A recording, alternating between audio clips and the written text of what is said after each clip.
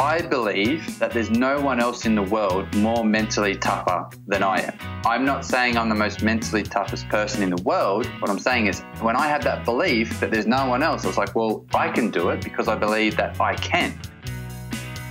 This is Running for Real, the podcast for runners who know that for every runner's high, there are just as many lows. All those just missed PRs, easy runs that feel hard, injury blues, and more. Each week, we'll talk to running, health, and wellness experts about their highs, lows, and best advice to build our confidence. Running for Real is about being honest, being brave, and most of all, not feeling alone. And now here's our host, who had a full-size David Beckham poster in her childhood bedroom, Tina Muir. Hello, my friends. Welcome to episode 66 of the Running for Real podcast. Thank you so much for joining me today. I am really excited to hear what you think of this episode today. It is jammed-packed with the most incredible stories. I mean, this guy has so much to share. We didn't get through half the stuff I wanted to talk about, but it is just full with so much good stuff. So we'll get to that in a second. But firstly, I wanted to tell you about last week. In case you missed it, I did have an episode with Amelia Gappin, who was the first transgender athlete to appear on the cover of a fitness magazine, being on women's running. And her story kind of went viral.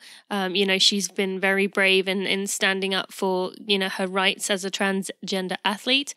And, it really was a great chat with Amelia. I hope you enjoyed that one. I hope you're following her in the future. So today, I mentioned to you this is a jam-packed one.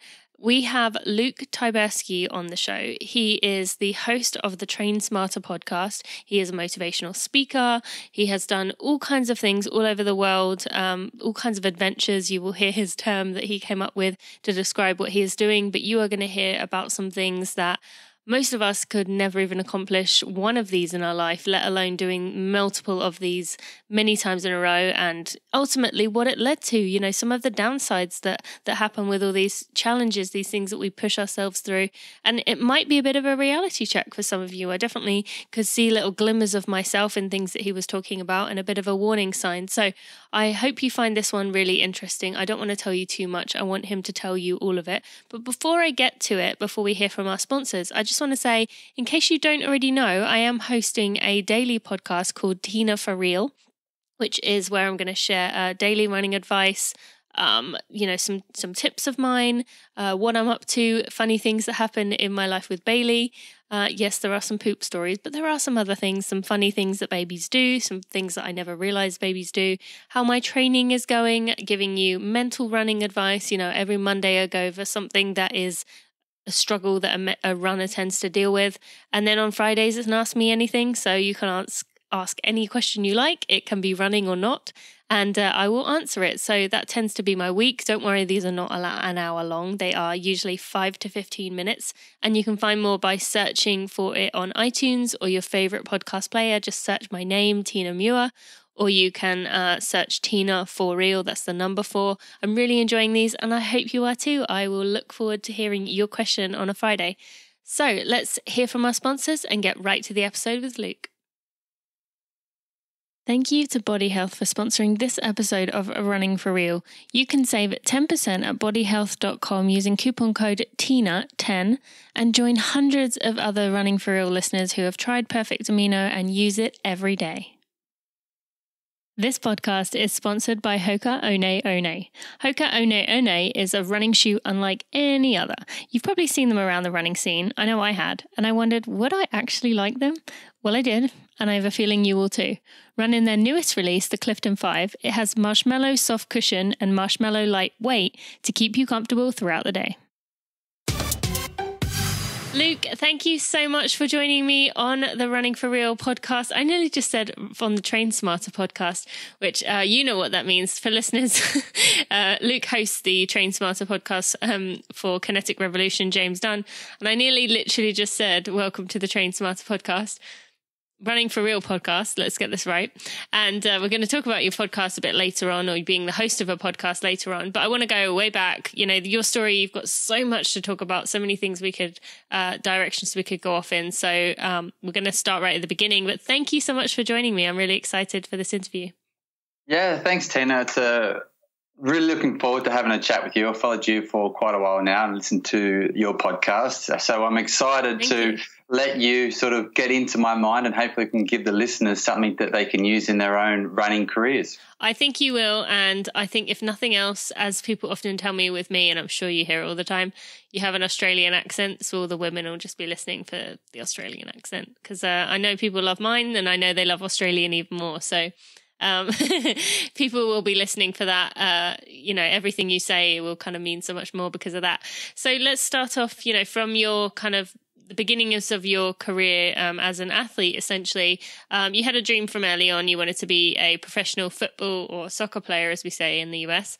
And so I wanted to, first you can tell us maybe just a little bit about where that came about, how easy it was. I know it's never going to be easy, but how difficult it was to get into that kind of level of competition with soccer, because in the US particularly, soccer isn't that big of a sport. So what that involved, and then, how that felt to be a professional soccer player when the rest of the world sees it as such a big thing. Yeah, so at the age of 4, I can trace back to that, what I wanted to do. Oh. And usually that can come from your parents, maybe playing the sport, where my dad didn't. Or my mum didn't either. My uncle actually played soccer, and I loved kicking the ball around with him in the backyard, and I just thought, wow, that's what I want to do when I get older. And every season I played, and I was okay. And then sort of got to the teenage years. Did you keep saying to people all that time that that's what you wanted to do, or was there a point where you kind of were maybe like, oh, I'm going to just have it for fun, or did you always say like out loud, I want to do this? Yeah, so everyone knew that that's all I ever wanted to do was play soccer. I think there was a period of time where I wanted to be a builder with my dad because he's a builder, and I realised we used to go to work with him on school holidays. Like, that's too hard. I don't want to do that anymore. But yeah, that was always what I wanted to do, and it wasn't because I was a child phenom or anything like that at the age of 7, 8, 9, 10, 11 or 12. It was actually quite the opposite. When I was 10, 11, 12, 13 and trying out for the local, I grew up 3.5 hours northwest of Sydney in the country, I wasn't picked for the regional team or the local team. And I was always not selected, left there with a couple of other people who actually didn't make the team. And I would go up and ask the coach from right back to 10 years of age and say, Coach, what can I do to make the team next year? And this is nothing from my parents. This is because I wanted to figure out what I needed to work on to make the team next year. Now, the driving force to that was I wanted to play with my friends. So all my friends were getting picked for these teams, and plus you got a cool tracksuit that everyone knew where you played because you had this nice colourful tracksuit. But every year I went away, and in the back garden I would kick the ball against the fence and against the roller, the garage door and things like this, and until Mum would say, okay, you got to come in for dinner. So I developed a really strong work ethic and also really understanding, okay, I know my strengths, but I just need to try and improve my weaknesses a little bit. And that came naturally. And I think my parents showed me the path through their own actions. They worked really hard, and they always used to say to me, if you want to achieve something, you got to figure out how to do it and then actually work hard to try and achieve that. And that's sort of been a recurring theme in my life, which I'm sure we're going to get into with my running. And then from then on, I just kept working from 10, 11, 12, 13, 14 years of age, never really getting picked. And then a combination of all that hard work, plus I grew into my body as a 15-year-old. I grew half a foot and put on a little bit of lean muscle, and all of a sudden went from this really awkward, lanky kid to a 15-year-old with a bit of muscle and could run fast. And it was all coordinated and everything clicked. And I went from only people knowing me in my local area to being looked at by the national selectors for the national under-17 team. And it was within 12 months. So from then it was actually, wow, like this professional soccer dream could actually become a reality. I was still a long way off, but the work ethic for me didn't change as a teenager. I didn't get distracted with the normal teenage things. I had a girlfriend, but she wasn't all that distracting because she supported me. And alcohol and drugs and all the rest of that, I was like, I'm an athlete. That doesn't bother me. and wasn't really appealing. So I focused on that. And then I got an opportunity to play for a professional club when I was 16, though I wouldn't be paid, but it was for the under 20 team. And at 16 and a half years of age, I moved out of the family home to move 4 hours away to live with a family who I didn't even know, and would finish my high school with them to play for a professional club in their youth system. And that was really the first step to where I thought, actually, yeah, okay, now I've got a good chance. And then fast forward a few years, things went up and down. I played at different clubs. I was playing semi-professional in Australia. I had a few professional contracts. But like in the US, Australia was very similar, where it's not the number one sport. There's very few people that make a good living out of it. And then all of a sudden the top league was defunct for several years. And I made a decision that I was going to leave Australia because their top league was to be no more. They were restructuring. And I actually went to America. And I actually went not too far from where you are, I believe. I went to Owensboro in Kentucky.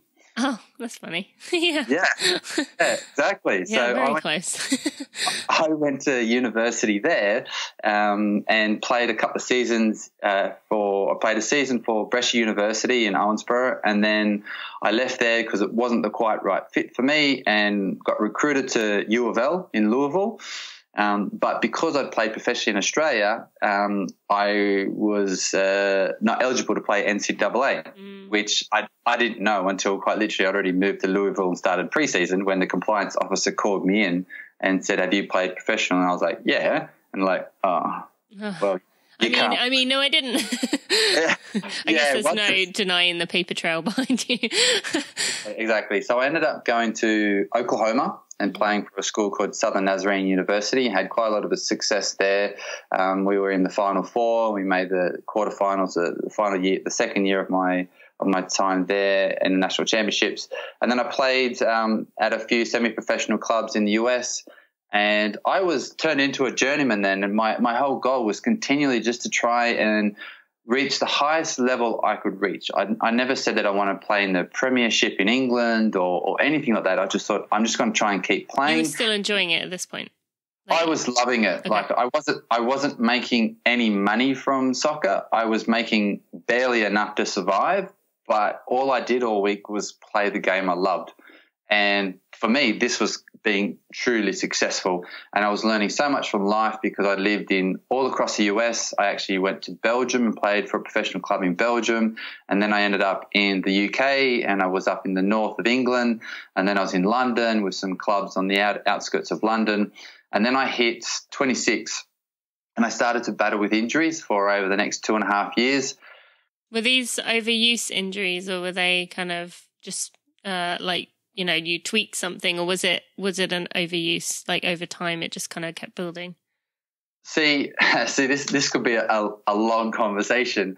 In hindsight and looking back, it was a combination of these things happen when you're a professional athlete and when you're training very hard. Some of them were probably silliness on my behalf, so overuse, or probably should have been resting, overtraining more than anything. But I think the other thing is that I wasn't in a good place in life. I was in a relationship that was quite destructive, to sort of simplify it, and that was causing a lot of stress internally. And although it may sound crazy, but if you're having a big fight, or if you're just not in a very good place in life, then that can cause extra stress on the body. And then all of a sudden there's things like soft tissue injuries appear, where you start tearing. I literally tore my hamstring and I was out. Couldn't do anything for 8 weeks because I stepped off a bus that I used to step off every other day. And it just so happened that I had an argument with my girlfriend that afternoon before I went and caught the bus. You know, there's all these type of things that I can look back on and go, well, I just wasn't in a very happy place. And at the same time, I was having a really dark battle with depression, something that I speak about very often these days. But at the time, I went through a long period where I didn't speak about it with anyone, not even my girlfriend, not even my parents or any other friends. So I think there was this underlying huge stress that was on my body, And then on the same time, I wasn't acknowledging that. And I was constantly training every day, trying to get a full-time contract, trying to extend the month-long contract that I had, and just trying to become the best athlete that I could be. But in reality, I'm trying to do that with what I like to say is I'm carrying like a parachute behind me, and I can't fulfill my potential because I'm being dragged back by all this internal stress. So what would you, if you could go back now to that point, what would you have changed? I would have spoken about the depression that I was going through at the time with someone to try and not hide it, because that was a huge amount of stress. But it's a journey with mental health illness, and something that I still battle with today. But it took me several years to actually find the internal strength to try and speak about it. And once I did do that, I felt like a weight was lifted off my shoulders. And I think the other thing as well is acknowledging that not all relationships work in the way that you want them. So really, we take time to, as athletes, whether it's you're a couch to 5K or a park runner or a marathon runner or ultra marathon professional, you just do it for fun. We're all athletes, and we all review our training and what works. We all look at our nutrition and what works. And I think in the broader scheme of life, we need to actually have a look at our relationships as well, and see if they're working. Can we tweak them? Do I need to change something on my side of the relationship, or do I need to have a conversation with the person on the other side of that relationship and say, look, what you're doing is not helping us and not helping our part of the relationship, and I would like you to be open to discuss ways where we can change it. And I just went along with a lot of things that I didn't necessarily agree with in that relationship. And I think that's the other side of the thing that I would change, where start having more open discussions about the things that I wasn't happy with in that relationship, to hopefully that wouldn't have dragged me down as far as I did. Okay. No, that's great. Thank you for answering that. And I think anyone listening, whoever you are, you're going to have someone in your life who, brings you stress, or kind of is that person. There might be a cousin who you see very rarely. They might be someone in your immediate family. They might be a girlfriend or boyfriend, but we're all going to have that person. Maybe it's kids who is going to bring that stress to you. But I think it's good that you mentioned there, with a relationship, you can always kind of essentially, if you really had the desire to, you could say, okay, this is, I'm out kind of thing.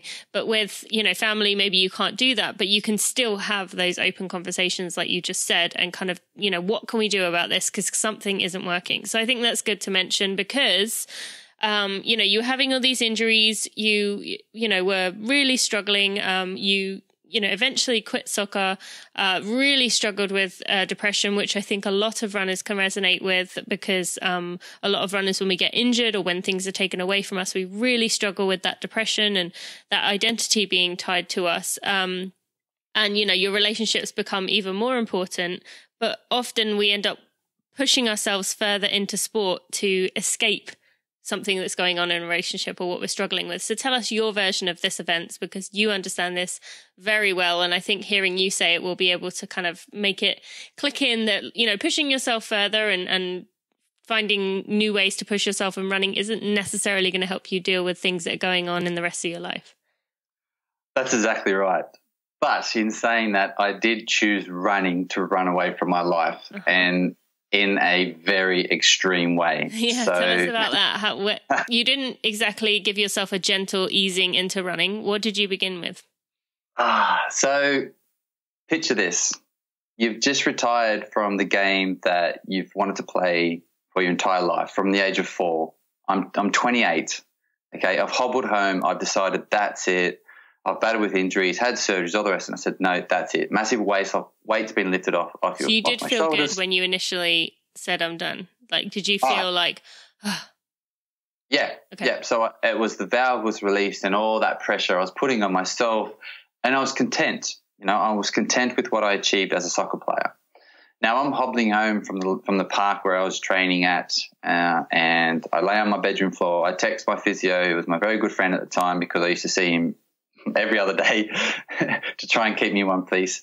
Text him, I said, look, I'm done, I'm retired, it's all over. And through my phone on the other side of the room, I see my calf, and I'm just sitting there going, wow, now what do I do? I'm 28. And of course, the most logical thing I could think of was get the laptop, open up Google, and just type in random stuff. And then all of a sudden, what came into my mind was a conversation I had with a friend back in Australia, because I was living in London at the time. He was telling me about this race in the Sahara Desert. Now, he'd just done 2 or 3 marathons. I thought people that did half marathons were crazy. And I thought people that did marathons were just on a death wish. And I thought, that's just ridiculous. It's not healthy. It's just crazy. You shouldn't do that. People who do it are just nuts. So this was my mentality towards running. Because as a footballer, in preseason, we might run, 5 miles if you're lucky. And I remember him telling me about this race in the desert. It was like 6 marathons and you carried everything in your backpack. And so I'm Googling like marathon, desert race, carry everything in your backpack. And this race popped up and it was called the Marathon de Sables. And I was like, oh, yeah, that sounds like what he said. And basically, without ever running more than 8 or 9 kilometers, 5 or 6 miles in one go before, I looked it up. It was in 6 months' time. I had a very small calf tear, so I thought a month out. So it was like 5 months to become a broken down, injured soccer player, battling with depression, to go and run the Marathon de Sables, which is, for those who don't know, 6 marathons in 7 days through the Sahara Desert, carrying everything you need in a backpack with rationed water and all the rest of it. And I said, that's a great idea. I'm going to sign up to that.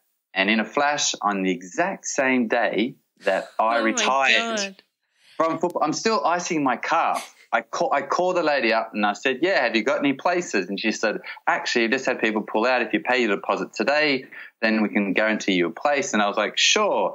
And quite literally, she said the deposit, which was something like £3,000. And I was like, well, that's basically my entire savings. And I was like, screw it, straight into that. Oh. Got my place, signed up. And then I was just like, this is a good idea. This is a great idea, because now, this is the internal voice, now everyone's going to ask me, what are you going to do now you're retired? And I'm going to ask myself, Luke, you're 28. What are you going to do the rest of your life? And I can stall on that answer and say, I'm doing the Marathon de Sables. So in reality, I'm running away from life. I didn't want to face up to the difficult question of what I'm going to do next. So instead of taking care of this wound that was me retiring from football and going through a grieving process and all the normal things you should do when you've had a loss or some big thing's been taken out of your life, I've just stuck this Band-Aid on it, and that was me running the equivalent of 6 marathons in 7 days through the Sahara Desert with only 5 months to train for it. Which you did? I did. I did finish. It was not without obstacles. So I'm actually quite pleased that I spent the time with an action camera, and I've made a short self-filmed documentary. Yeah, I was going to say I'll put links in the show notes to that for sure.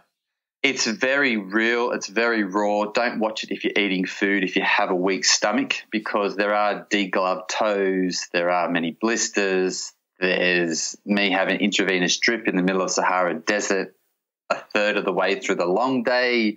I battled many obstacles. I went in there with overtraining because of my ITB flared up, because I tried to do too much training in too short a time. I think one of my training weeks was like after 3 months of running training, I tapped out at 100 miles in a week after 3 months of building up, for lack of a better term. Well, that's still a pretty quick build.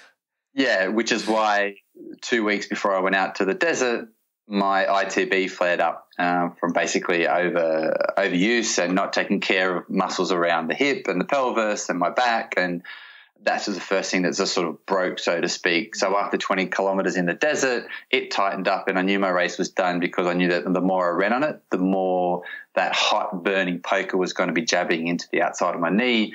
But then I didn't realize my feet were going to sweat so much, and my skin basically started to just peel off and slide off without being too graphic. I got a stomach virus on day 3, which led me to be super dehydrated after 20 kilometers on day 4, where I hobbled and sort of lethargically strolled into the checkpoint at 25 kilometers in the 85-kilometer day, where they said, we pull you out or we give you an intravenous drip. So I had 3 liters of IV pumped into me like a saline solution, and after 3 hours, they let me go, and I finished the 65 kilometers I had left on that day. But I finished. I covered the 255 kilometers in 7 days, and then I came back to reality, and it was like, I had to ask myself the same question. Now what? Mm-hmm. So you decided to, if I have this order correct, you decided to run down Mount Everest. And I've been told by James Dunn of Kinetic Revolution, that is for anyone listening, to ask you about staying with the Nepalese ultra runners. So tell us about the next challenge and about the Nepalese ultra runners, whatever that means. Thanks, James, for that. I know he listens to this, so I'm sure he'll get this. This answer's for you. I finished the Marathon de Sables, and I surprised myself in the fact that I had a lot of people who were inspired by my story. You know, the ludicrous story that was put a Band-Aid on this massive gaping wound that was my life. But people were inspired, and they were like, wow, like if you can do that, why can't I do a half marathon? Because I only run 5K. So I saw this theme of telling this to people, and I thought, wow, like maybe this is the avenue I want to go down to. And I started to do speaking engagements, talking about my retiring from football, going out and doing the desert run, all the mistakes I made and how I trained for it and how I prepared and all these type of things. And I realized that I had a few magazines that were interested in my story, so I started writing a few magazines and contributing to that, making a little bit of money from that, a little bit of money from speaking occasionally. So I set off on this big quest, as I call it, to become an endurance adventurer, which I basically created that name up from scratch because I needed to give myself a title, as we all like to have. Mm-hmm. And I thought my business plan was to do the craziest and biggest extreme challenges all around the world and write about them, speak about them, potentially write books, make documentaries and all the rest of it. And this is going to be my life. This is it. This is what I'm going to do. And I started to tell everyone that this is what I was going to do, and everyone just laughed and went, yeah, okay, let us know when you get over this and you're going to get a real job. Mm-hmm. But as you could have probably imagined, I'm very much an all or nothing type of guy from what you've just heard already. And I Googled the world's toughest races, and the Mt Everest Ultra Marathon popped up on the front page, and it's basically a 65-kilometre race from Gorakshep, which is the camp just below base camp on Everest. It's 5,300 metres above sea level, and it finishes at Lukla, where the airport is, at 2,900 metres. You trek up over 10 or 11 days, and then the next day you run back down. So I thought, great, I'm going to do that. Got in touch with the race organizer. It was only the second year it was going to happen. I got my place there. It was all good. And I came with this idea. I thought, well, I'm going to be out there for nearly 2 weeks. Why don't I ask the race director if there's any elite Nepalese runners, which I saw that were running the race, and he was promoting them by his website. What if I could go and live with them? And I could go and see what they were like living in their own homes. I could pitch this to magazines. I could get some footage and help promote them. And this is a great opportunity. So he's like, yeah, we have 2 runners that you could go and stay with for a week and a half at a time. And that's what I did. So 3.5 weeks before the Everest Ultra began, I went and lived high up in the rural mountains where quite literally no Westerners have ever been before, living with these elite Nepalese ultra runners and their families. The runners spoke a little bit of English, and the families spoke none, neither did the communities. No running water, no electricity, no toilets, no nothing, sleeping next to buffaloes and chickens and goats. And it was the most amazing experience because these people lived to survive every single day. They got up, they milked the buffalo, they cleaned up the house, they got the fire burning, which was a hole in the middle of the lounge room in a mud hut with like a thatch roof. And for the first hour, it was just so smoky because until the actual fire started to burn, there was just smoke everywhere. And then that died down. They boiled the buffalo milk that they just got from the buffalo, and then we would drink that for breakfast and maybe have some like curried chickpeas for breakfast and some masala tea that was made with chai and things like this. And then they would clean up and we would go for a run, me and the runner. Most of the 2 places I stayed at were 2,000 metres above sea level. There was trails that none of them were flat, and we would go up to 3,000, 3,200. We would run between 20 and 35 kilometres most days. And the families would just literally survive each day on getting up, making breakfast, cleaning up, doing some chores around the hut, making sure their potatoes or whatever they were growing on the front terrace where they lived on was fine. And then they would get lunch prepared, then they would clean up, and then they would sort out a few things along the hut, and then they would get dinner, and then they would go to bed, and they would do it all over again. And the thing I really want to stress is these people lived to survive every single day, and they were the happiest people I've ever met. I knew that was coming. Yeah. So that was my experience living with the Nepalese ultra runners and their families. One of them was it was a 10-hour walk from the road where the bus station was, and it was, I think we climbed it was 10 kilometers, and I think we climbed over 2,000 meters in the 10 kilometers. Wow.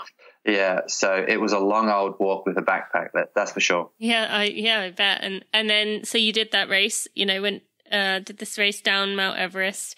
I'm sure that in itself brought its own set of challenges with the muscles. It would have been aggravating, and I'm sure you prepared for it as much as you could. And as much as I want to continue asking you about this one, there's so many other things I've got to ask you. So after this, you decided to go through a tropical Chinese forest without food, water, or money. So next, tell us about this one. I will try and keep this short because this is a very, very, very long story. And I sum it up very nicely in a sentence, but it's very hard to do it justice. So the same Nepalese guys who I went out to live with in their huts, with an English guy who actually lived in Kathmandu, we were trying to help these Nepalese runners get out to different races. Because they were very elite. One of the guys, for anyone who's an ultra runner, will know that the Ultra Trail Mont Blanc, UTMB in Chamonix every year is quite a big race. It's over 100 miles, 9,000 meters of climbing. Mm-hmm. One of the guys, Nepalese guys, went out and finished 13th in his first ever 100-miler, which is, quite elite if you ask me. So they were very good runners, and we wanted to help them, and we found out that we could get them to Hong Kong as a team for the Trail Walker, which is a 100-kilometer race. So I said, I'll come out to Hong Kong and I'll crew for you and I'll help you out, and did all of that. And I thought, well, hang on, I can't just go out there and support them. I need to do something for myself. And I looked at what was a 2-hour flight from Hong Kong. I saw this small island off the south coast of China called Hainan. It's very tropical. I knew nothing about it except that there was a small mountain range through the middle of it, which was about 100 kilometers from the airport. And I thought, I'm going to take a hammock. I'm going to catch a taxi to the middle of the island, spend 3 or 4 days running through the forest, running through this mountain range, get some photos, pitch it to magazines, all the rest of it, and great adventure, come back to Hong Kong and support the guys. Fantastic, great adventure. Except the day I was supposed to fly out from Hong Kong to Hainan, which is like an hour flight, a typhoon Haiyan that went through the Philippines at the end of 2013 hit the island of Hainan and nearly destroyed it. Now, in reality, this should have been, don't go, just cancel it. But I was like, no, I'll go a day and a half late. And I thought, that's fine. And the island's been devastated. So I still stupidly paid the taxi, all the cash that I had, to take me into the middle of the island. In reality, I should have just got back on a plane and went back. But I got into the middle, landslides, half the mountains was coming down. I just thought, I'm not running up there. That's crazy. That's ludicrous. I had no more cash. My bank cards, my credit cards, which I did tell the bank in the UK I was going to China because everyone asked me that, didn't work. No one spoke the language, and I was left without a hotel. And I had 2.5 days before my flight left to go back to Hong Kong. And I was a bit like, I don't know what I will do next. So I had like a few coins, which was the equivalent of about $3 or $4. And this woman at the hotel who I was trying to use my cards to get a hotel for the night, she used this app on her phone to try and translate between English and the type of Chinese that they were speaking. And basically she took me down the road to this really cheap, really dodgy hotel, but actually paid for me out of her own money to stay there for the night. So I stayed there the night, and then I had 2 days to get back to the airport to catch a plane. Now I bought a little bit of oats that was like the extra money that I had. I boiled the kettle like there was no tomorrow and filled up my running bladder that I had, all the bottles I could and everything like that to try and hydrate, because I hadn't drank in about 36 hours. And I spent the next 2 days running from where I was to the airport, which was 100 kilometers, and I had 2 days to do it. Slept in a hammock during the night. It was tropical. It was raining. It was super humid. So I was severely dehydrated by the second day. I couldn't boil any of the water that I collected on the night that I stayed from this little stream because everything was wet. So I couldn't get the fire hot enough. It poured with rain in the middle of the night. I got really cold. I didn't know what to do. I filmed it. I cried to my mum in case I wasn't going to leave. I did all this crazy stuff, and I eventually got to about 10 kilometers from the end of the trip to get to where I needed to be at the airport, and this car pulled over in front of me. He cut me off. He opened the door. He spoke no English, and he just I looked at him and it was like airport. I gave the airport signals like wings, like your arms out, and he ended up taking me to a youth hostel that spoke a little bit of English, and I stayed there for the night. For free. They didn't charge me anything because I was just not in a very good state. So, and then I eventually got to the airport and flew out. But that's how I covered 100 kilometers in 2 days with no food, water, or money, and no one spoke the language. And I literally was running for my survival. Wow. And, that in itself is the ultimate, you said about, was it endurance, adventure, you said? Was that the word? And yeah. That in itself is like the epitome of that. So, just incredible things you're saying there. I was just listening to every word and amazing to hear. But even that wasn't enough to put you off what you were doing. So, and I don't know where this came into it. Your first triathlon was a double Ironman that took you 35 hours, which in itself is amazing. But I want to talk about your ultimate triathlon. Because this is really the big thing, and it was the turning point. So tell us about what the ultimate triathlon was. You kind of made up the route yourself. You made it up, a lot of it. So tell us what it was, and how much of it you actually remember, because I get the feeling by this point you were kind of your life may have been a bit of a blur, because it's just there was so much going on, and with this kind of adventure, I'm sure there was a lot that happened. Yeah, so when I first got back from, I can't remember if it was before I went to the Marathon de Sables or when I got back, because that was at the end of 2011, start of 2012. We always had this narrative in our head of this story of our life, that what happened, but I can't remember if it was before or after. I thought, I want to do something big. I want to do something that's going to put me on the map as this big adventurer that's going to help my career, for lack of a better term, to elevate me above a lot of other people so I could make a living out of it. And I literally stared at a world map with nothing but adventure on my mind. I hadn't swam since I was a kid, and I didn't swim competitively in Australia. I knew how to swim, but if I swam 50 yards, I'd be out of breath for 2 days. I used to cycle my mountain bike to my friend's house, but that was the extent of it. Didn't own a bike, and obviously I just signed up to the Marathon de Sables. And I looked at the world map, nothing but adventure on my mind, and this little gap between Africa and Spain popped out at me. And I thought maybe I could swim that. Oh, yeah, that's cool. And then I saw the southeast coast of Spain along the Mediterranean. I thought, that would be cool. I could cycle that. Because a few of my friends in Australia were just starting to do Ironman triathlons, which I thought was just ludicrous, in 2012. And I thought, maybe I can cycle that. And I thought, well, swim, cycle, I've got to run somewhere. And I thought, what's the next country? And I just saw France. And then there's Monaco. And I thought, I'll swim from Morocco across the Gibraltar Strait to Spain, cycle the entire southeast coast of Spain to the Spanish-French border, and then run from that border all the way to the French-Monaco border, Morocco to Monaco. I did some research. It was about 2,000 kilometers, and I eventually whittled it down that I was going to do it in 12 days. Okay. Yeah. Now, I told everyone this, from professional triathletes, runners, marathon runners, ultra runners, all the rest of it, and they all just said, you're ludicrous, you can't do this, it's ridiculous. A couple of them said you could do it in 15 days, and I said, cool, watch me, I'm going to do it in 12 days. But I prepared for this for 4 years. So all of these big challenges that we just spoke about, that was all training, that was all preparation for this. But in reality, I got to 2015, the year that I did the ultimate triathlon. And it was a year that I announced it, where everyone told me I couldn't do it. And it was a year I was looking for sponsorship to help pay for it. I wanted to have a documentary made about it. I knew nothing about making documentaries. I just thought, yeah, someone will want to do this because it's really cool. I think it's cool. Everyone else will. In reality, no one cared. Everyone thought it was a stupid idea. I got a little bit of sponsorship, but not enough. I had to do a crowdfunding campaign. I didn't get enough. So in reality, to pay for it, I had to take out credit cards and loans to pay for it myself. So I went all in, and I literally got to the start line extremely fatigued, exhausted, because I was promoting the event, organizing the event, getting sponsorship, financially strained, and I was training 25 to 30 hours a week, plus doing speaking engagement, writing things that I was doing, training other runners and clients that I've been working on over the years.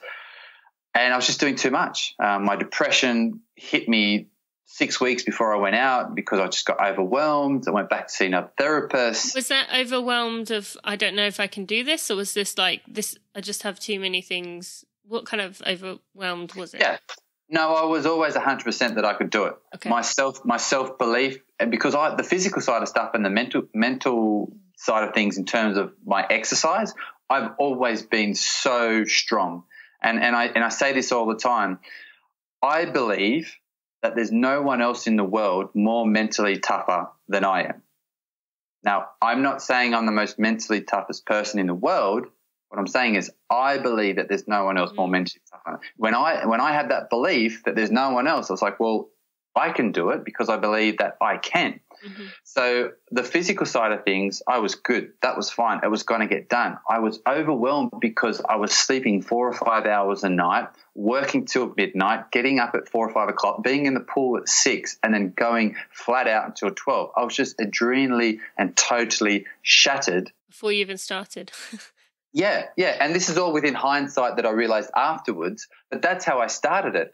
And going out there trying to do something that no one had ever done before, something that I created and spent 4 years planning for, literally had skin in the game because I had to take loans out and credit cards to pay for the thing. That's a lot of stress. And then go out there to swim the 25 kilometers, cycle the 1,300 kilometers, and run the equivalent of 14 marathons in 7 days. If you're absolutely shattered and emotionally drained and adrenally fatigued before you do that, it's not going to end well. Mm-hmm. Mm-hmm. And before we go on to kind of what happened once you completed it, there's one other thing I wanted to ask you again. James told me to ask you about this, is blacking out on the Spanish highway. Oh, yes. Yeah, great story. Mm-hmm. So I didn't realize at the time why I kept sort of blacking out. And the first time I blacked out was on day 4 or day 3, I think it was. So I'd done a swim that took me over 5 hours to do. I cycled 5 hours that first day, and then the second day I cycled for 18 hours, covering over 200 miles. And the third day I had about 200 miles to cycle again, and we were cruising along, got to the night time. My crew went up ahead. I had a crew of 4 people in total, 1 being the filmmaker, so it wasn't a massive big production. And they went ahead, and I just remember that I got really tired, and I knew I had 80 kilometers to go, and I pulled over because I was getting really tired and I was veering on the road. So I thought, I'll stop, I'll have 5 minutes, and I'll get going again. And it was nighttime. So I pulled out my phone and filmed myself on the side of this road. And because we're making a documentary, so whenever the filmmaker wasn't around and I could remember, I would get my phone out and film it. Now I'm sitting on the side of this road and I'm filming myself, and literally in this 4-minute clip I said I'm tired and I've got 80 kilometers to go about 25 times. I just kept repeating it.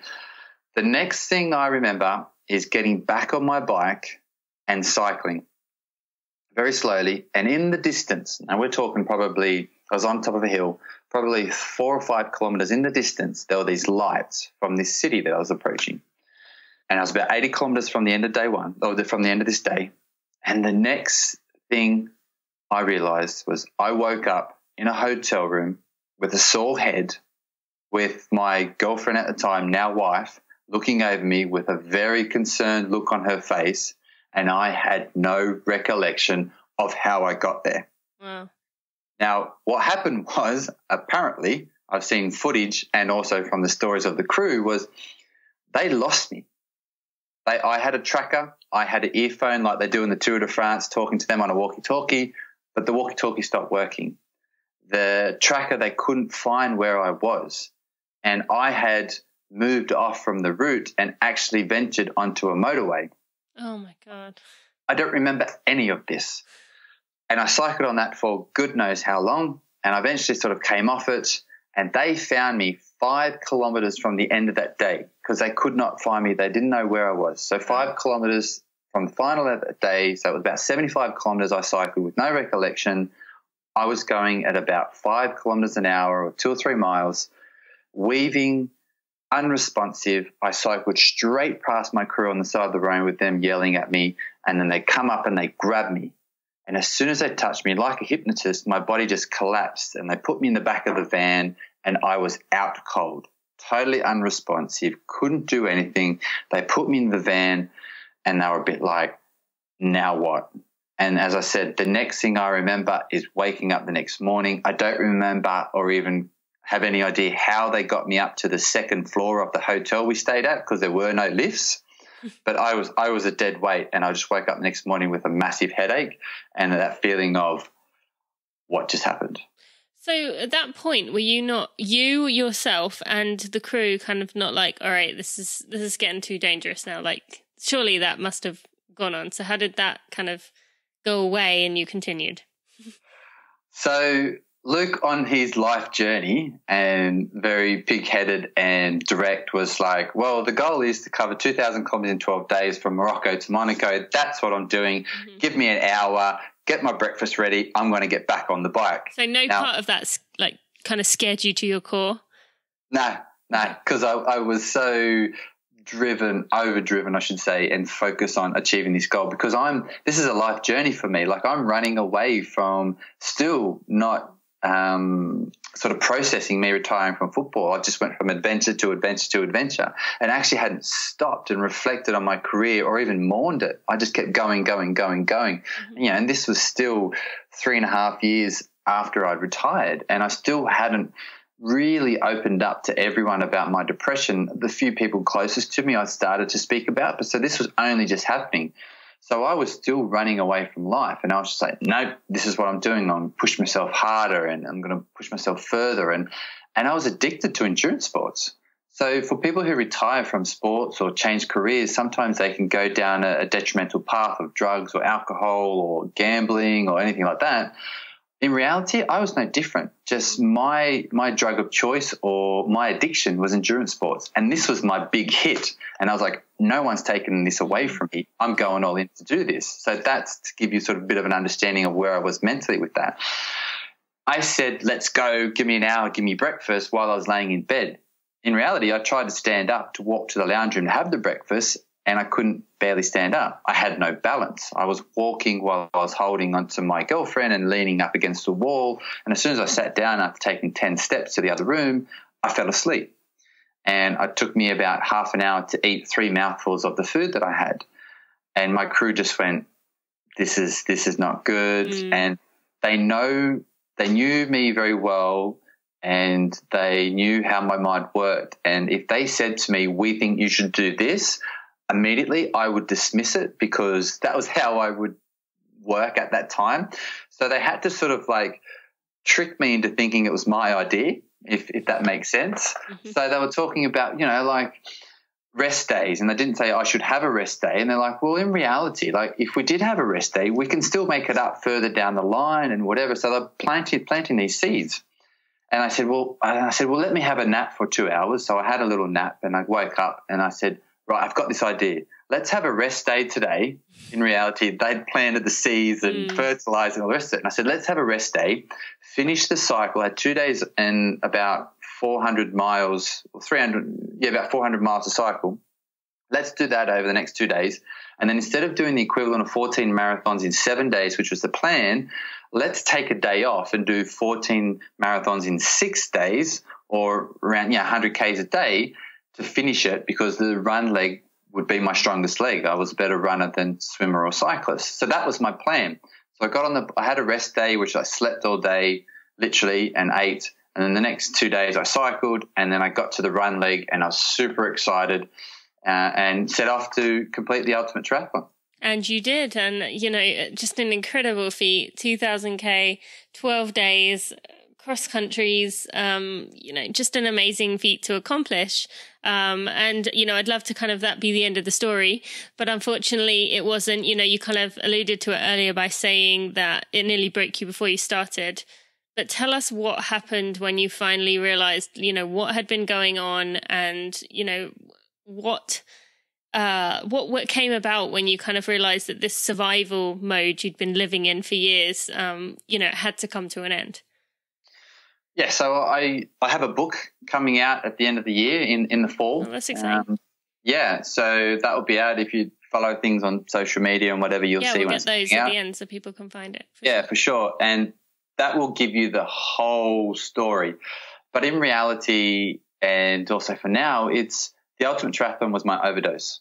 I talked about being addicted to endurance sports, and I talked about that this was my drug of choice.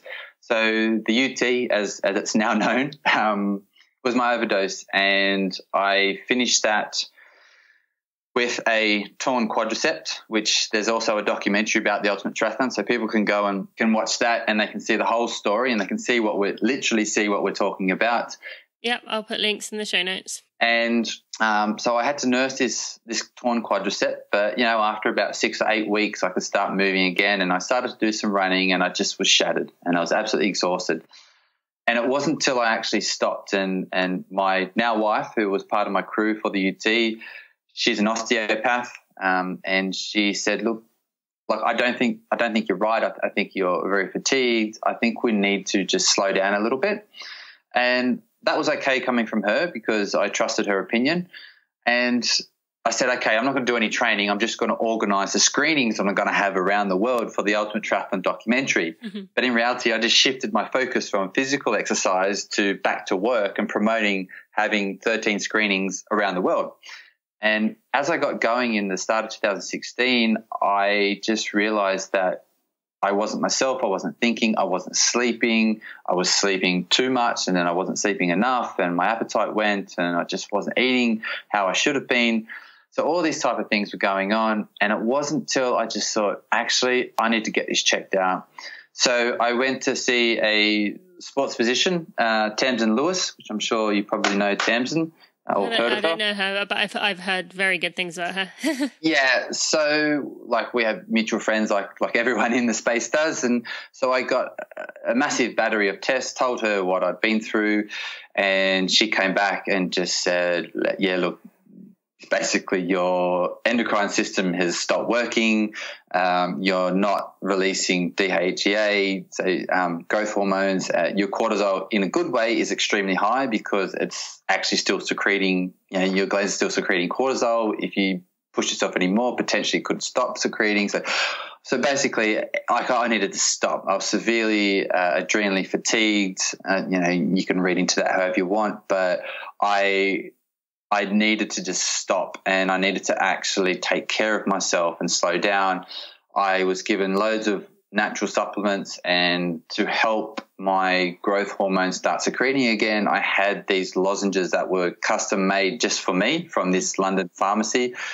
They weren't cheap, but it's my health. So I was like, okay, yep, suck it up.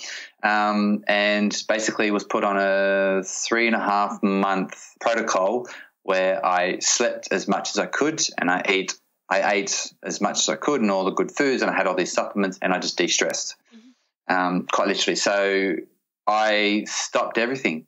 My life literally was on pause because, like any addict, and I don't use that term loosely, and I truly mean it, that any addict like myself, I was addicted to endurance sports, and I put myself in this hole and I overdosed. Now this was my rehab. And I had to take the steps necessary. And almost when I gave myself some compassion and I realized, yeah, this is what's going on. You have beaten your body up for not the Ultimate Triathlon 12 days, but for the last 4.5 years. Mm-hmm. You need to stop. You need to give yourself some self-love. I had this weight off my shoulders. And then all of a sudden it got worse before it got better because I was sleeping 14 hours, 16 hours a day. And I could function for about 4 or 5 hours, and then that was it. 3 o'clock in the afternoon, I'm done. I'm shattered. I'm on the couch falling asleep. I'd normally stay awake till about 5 or 6, go to bed, wake up at 8 o'clock the next morning and do it all over again. But I just knew that I had to do this to get better. And slowly over the months went by, I started to be able to walk to meet people 10 minutes up the road from my house for a coffee and things like that, whereas before I couldn't because I'd be exhausted. So I really spent the next sort of 6 to 9 months taking care of myself from the inside out, as I say, give myself self-love, really being compassionate, not beating myself up for not training, for not being extreme. And so I just want to pause you on that note, because that was one of the things I was going to ask you about. I don't think we're really going to have time, but as you just mentioned it right there, you know, giving yourself self-love, being okay with not exercising, you know, just relaxing, resting. But for someone who had been go your whole life, like, you know, if you know me, you know my story of I stopped dead with my running too, took that time off, did nothing essentially. And people always ask me, you know, how did you handle that? So how did you handle that, doing 2 years worth of, you know, not feeling like you were just kind of, you know, being lazy and like wasting away? Like, how did you handle that, for anyone listening who is wondering, you know, how you could go from such an extreme to just, you know, even in that 5 hours that you had a productive time, how did you not want to say, okay, I need to get a lot done in this time? Well, I did try out and go for a run a few times. I'm not early on in the process, I'm not going to lie.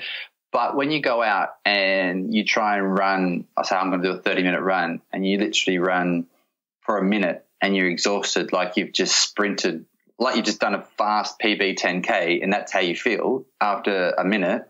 You know, like, I like to think I've got a little bit of intelligence, and when that happens a couple of times in a couple of weeks, you realize I can't do this.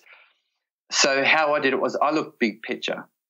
I looked really big picture, and I'm talking years, 5, 10 years. And I thought, okay, if I want to get a short-term gain, I'm going to suck it up and I'm going to go, screw you, body, like I'd been doing for 4.5 years. I'm going to beat you. I'm better than you. My mind was saying I can overrun you, and I'm going to go run. I'm going to go and train. I'm going to go do all this stuff. I could do that and not enjoy it as much as I used to, feel extremely exhausted, or I can sit back and go, okay, let's have 12 months, let's have 6 months off and then reassess. Mm-hmm. So that's to say, okay, maybe in 18 months' time, maybe then I can do another event. Maybe then I can start training. And then so that's on the physical side of things, I look big picture. On the work side of things, obviously I still had to make a living. So quite literally, I told all my friends, look, I'm not going to have a social life now because I need to take care of my health. When you say that to your friends, you realize who your true friends are. They'll write back, if you need anything, let me know. We'll come to your house if you want to see us or whatever. The ones that go, oh, come on, just come out. It's all fine. We'll have an early night. They're the ones you just don't reply to. And the ones that really care will understand because it's your health. Mm-hmm. And then on the work, so that's social. On the work side of things, unless it was something that I really, really needed to do, I just said no. Okay. I tried to make money without moving or functioning or anything big going on in my head the best as I could, but I just had to say no to a lot of things and just live very tightly for a period of time because it was my health. And looking big picture on the exercise side of things helped me look big picture on life and realize if I want to function in 2, 3, 4, 10 years time, 1 year taken out of my life now is not going to make any difference in 10, 15 years time. Especially when you'd crammed as much as you had in the last 4 years. Yes, so I had a lot to talk about. You're spreading it out. But yeah. Exactly. Well, thank you for sharing. And now you do go all over the country, sometimes the world, doing some speaking, talking to others. Like you said, you have a book out, which I didn't know, but that's really cool. You also are the host of the Train Smarter podcast. We've mentioned James Dunn a few times. Kinetic Revolution, I know many of you know listening, but Luke is also the host. If you haven't checked that out, make sure you do. But Luke, we are just going to take a moment to thank our sponsors. We'll be back with the Running for Real 4. Summer is finally approaching after an endless winter, and for many of us, that means we have to get our runs in before that burning sun starts to beat down on our head, which means early starts, and early starts can mean we don't always get a chance to have a proper breakfast before our runs, although I would recommend you have something. Starting the day on a deficit means you have to catch up on fueling if you want to perform at your best, and that's where Body Health Perfect Amino can come in. If you take it immediately following those summer morning runs, or any time you finish your run, and give your body the kickstart it needs to start repairing those muscles after you run, that gives you 23 minutes while it digests or while it begins to be utilized by your body to stretch, foam roll, shower while it works its magic, and then you can have your breakfast or have your meal and get on with your day, knowing that you've given your body those essential 8 amino acids that your body needs to support and maintain all your systems. Body Health is a vegan-sourced, non-GMO, gluten-free, soy and dairy-free product. And guess what? They have a 100% money-back guarantee, so you have absolutely nothing to lose by giving it a try. By now, you know I believe in it, and you should too. You can get 10% off using code TINA10 at bodyhealth.com. This podcast is sponsored by Hoka One One. You probably know, at the beginning of this year, I had a whole new world open up to me to try out other shoes. There was only one brand, though, I really wanted to try. Mostly because I was curious. Were they actually comfortable? Did they feel weird? Was there any chance I'd actually like them, especially when I'd always been someone who'd gone for minimalist shoes? So I got myself a pair of Hoka One One Clifton 4 shoes, and I decided to do the one thing I tell runners almost on a daily basis never to do. Go out for a longer run in a new pair of shoes. The first time, I should add, I had worn a different brand of shoes in 4 years. But you know what? I ran for over an hour and they felt amazing. They were surprisingly comfortable, smooth and light. I love them, and now I'm really excited about the newly updated version, the Clifton 5. They have marshmallow soft cushion and marshmallow lightweight to keep you comfortable throughout the day. They're even better than the 4, and I'm telling you, if you haven't tried a pair of Hoka One One shoes, if their unique design has put you off, well, give it a go. And maybe, like I found, you'll be surprised that you absolutely love them. Use the promo code RUNNINGFORREAL, that's the number 4, on hokaoneone.com for free expedited shipping and become part of the family. It's time to fly. All right, Luke, 4 more questions for you, starting with a unique nutrition tip or something that you did or do during your running or training. Yeah, so a tip that I use with any ultra runners who I come across or people that I do coach is for endurance. So, yeah, even a half marathon, but sort of marathon onwards is people say, well, how do I know what I'm going to feel like to eat later on in the race? And a tip that I always give is, whether you do this as part of your training or not, go out for a slow and steady run. It's going to be a couple of hours, and don't eat breakfast, okay? Drink water and whatever, and go out and wait 90 minutes or 2 hours, okay, into your run, and then eat, and then see what your stomach does to that type of food that you eat or that flavor or whatever you have. And what that does is when you're later on in a race and your gut is completely empty of any fuel and there's not a whole lot of blood because it's in your muscles, in your legs, because you're running, whether it's a marathon or ultra marathon, your stomach's a very vulnerable place, as all runners know do endurance sports. So when you put food in there, you want to test that food out when it's empty, when it's in a situation like you've been running 4 hours or 6 hours or 8 hours. And the best way that I found to do that is go out for, say, 2.5 hour run or a 3 hour run, don't eat breakfast or don't eat beforehand, empty your glycogen stores by doing your nice steady run for 2 hours, and then eat. But you only have 30 minutes to run or even an hour to run, so it's not like you need to go and run a lot longer. But then what you want to see is really pay attention to what it does to your energy, both when you eat it for the next half an hour, what it does after, but also how it sits in your stomach. If it comes straight back up, in reality, I wouldn't eat that ever again on a long run. But if it sits well and it feels good in your gut and you feel like you got good energy, then okay, put that on that works, and then try other foods each time. That's a good idea. Really good tip. Cool. Because we can't just go out and run for 6 hours and try different foods all the time, and that's the easiest way that I've found. No, that's great tip. Thank you so much for sharing that. Okay, what about a running for real moment for you, a moment that only runners will understand? Yeah, so I'm human, and I've DNF'd in many races, many ultra marathons, and it's through a lot of times it's mistakes that I've made with nutrition or training, overtraining, undertraining, or pacing early on in the races. Just like everyone else does. And I'm no different, even with the experience that I've had and the background that I've got with an exercise science degree, and I'm a geek for learning, and I'm always like listening to podcasts and reading new things. But I make these mistakes like everyone else. But it's okay to get things wrong. But the biggest thing we have to do is learn from these experiences. So reflect on these failures, for lack of a better term, when you've had these DNFs. And understand what went wrong, how you can fix it, and make a note, whether it's mentally or on your bathroom mirror or in a book or a journal, whatever. Okay, I DNF because of this reason, and this is how I can fix it, so you don't make the same mistake twice. And I think I've never made the same mistake twice, but I have made all the big mistakes that everyone does at least once. I think that's really good to mention, because it's too easy for us to say, oh, it was the weather, or, oh, my stomach was upset, and then just say, well, I'll learn next time, but then never actually, like you said, do anything about it or make sure that it doesn't happen again. So thank you so much for sharing that. What about a high moment for you in your adventures?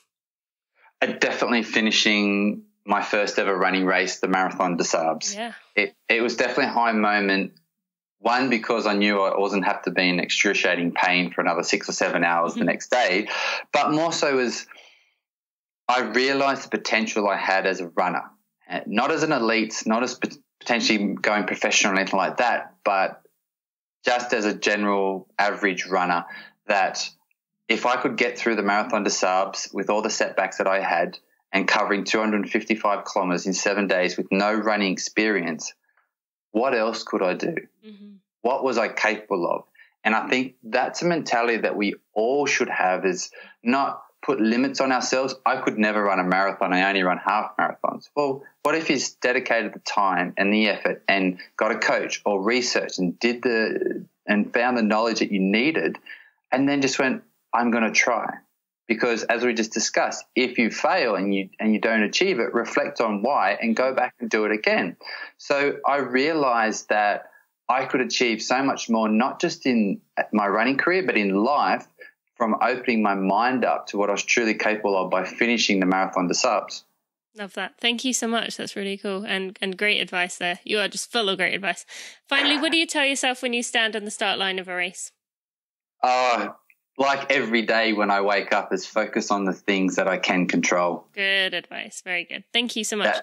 Okay, Luke, how can people find out more about you? I've mentioned the Train Smarter podcast. I've mentioned your website. You've mentioned your website and the videos on there. We're going to put all those in the show notes. But where else can people find more about you and follow you in the future?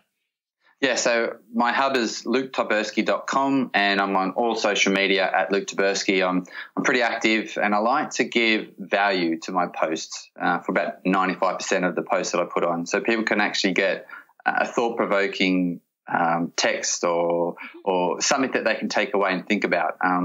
But yeah, come and say hello. I check all my social media every day like everyone else, and I'll say hi back if you come and say hi. Yeah, thank you so much. Well, Luke, there was so much more I wanted to ask you. We didn't even really get into where you're at now, what you're doing now. But, maybe we can do a round 2 at some point. And thank you so much for sharing with us today. This has been really insightful, and I've really enjoyed getting to know you. I'm sure the listeners have too. Thanks so much. Tina, it's been an absolute pleasure, and I'm glad that everyone will hopefully get something out of our conversation. And I'm sure they will. and I've had great fun as well. Wow. I mean, just wow. All the things he was able to do after being a professional soccer player. I mean, it just incredible, and kind of sad that he, did actually reach that point where he just had to stop. And that must have been hard. I did intend to ask him about what he has learned about himself, but we just unfortunately ran out of time. Maybe I will have Luke on again in the future, maybe when he's promoting his book. If you guys think that would be an interesting episode and you'd love to hear, I will definitely be reading his book. I think that will be so interesting. There's so many things in there that I just wanted to know about, and the stories that he shared, the things that he's learned, the ability to endure. We talked about endure with Alex Hutchinson earlier in the year, but Luke has kind of proved in every way that, that can be done. And it's just fantastic to hear what he has accomplished, but also that it's, taken its toll on him. One interesting thing that he mentioned that I kind of really registered was he said that he believed he was the toughest person in the world. Now, I think we can all kind of take that advice and say to yourself, I believe that I am the toughest, runner in the world. And you can say that to yourself. It doesn't have to mean that the rest of the world believes it with you. Maybe they believe they are tougher. But if you say to yourself, you don't even have to say, I'm the toughest person in the world. You could just say, I am a tougher runner. I am tougher than average. I'm tough. Like, it just really made me think about how we can all kind of bring that into ourselves and change the way that we think about things.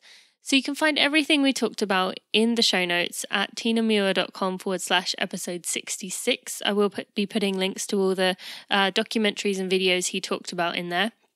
And if you haven't already, if you could leave me a review or rating on iTunes and share this podcast with your friends, tag me in posts, put it on your running groups, share with your running groups. All the sharing really helps me so much. It helps give back to me for all the time and the effort I put into these podcasts. So thank you so much in advance for doing that.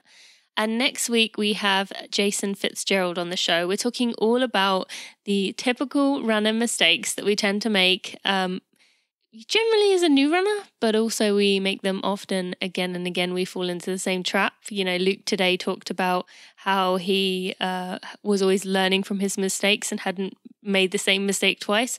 I am very guilty of making the same mistake multiple times, and I have a feeling some of you will be too.